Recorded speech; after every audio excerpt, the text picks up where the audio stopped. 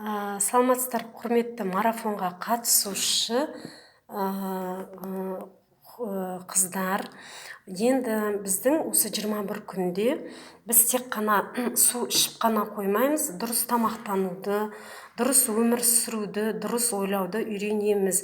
Енді біздің бастайтын тірлігіміз, мен сіздерге бүгін тізім беріңіздер дедім, қандай нәрсе жейсіздер, не деп жүрсіздер, оны мен сіздерді бір сынау үшін емес, бір тексеру үшін емес, мен сіздерді тек қана бақылау үшін көрейін деп айттым.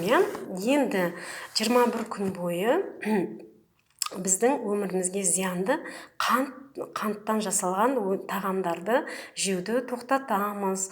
Яғни егер шайға қант салып ішетін болсаңыз, қант салып ішпейтін боласыз, оның орнына бал салып ішетін боламыз.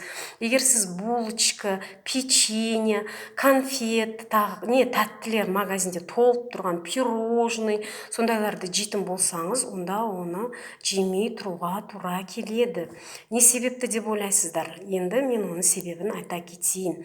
Осы тәттілердің барлығы осы қазіргі біздің осы состоянияға алып келді. Сіздердің салмақ қосу, ауру, түрлі аурулар, бүйрек, бауыр аурулары, түрлі көздің көру қабілетінің төмендеуінің өзі осы қантқа байланысты.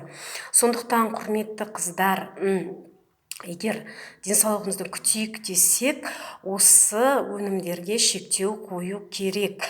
Енді булочка, нанның, ақ нанның қандай зияны бар, ода тұрған не бар, оның бәрі жейді ғой дейтін болсаңыз, ақ нанның құрамында клейка деген нәрсе болады. Ол біздің ішке барып бухать етеді, яғни ісінеді.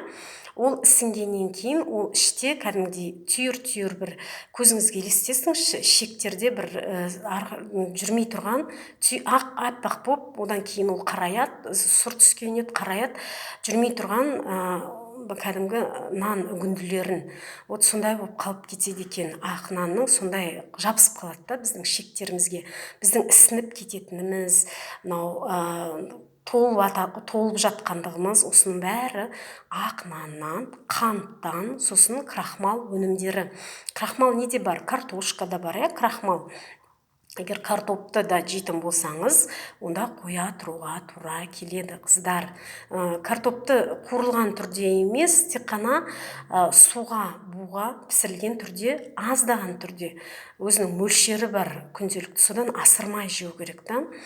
Яғни қыздар, осы нәрселерді тоқтау салмайтын болсақ, біздің 21 күн бойы жасаған іс-әрекетіміз нәтиже әкелмейді. Сіз бұл өнімдерді кәдімгі пайдалы тағамдарға ауыстыруға болады. Одан кейін тағы да қалай не жеу керек, қандай белоктар жеу керек, қандай тағамдар қышқыл сілтілі, оның бәрі мен әлі тоқталатын болам. Бүгінге осы ақпаратты сіздерге беріп отырмын.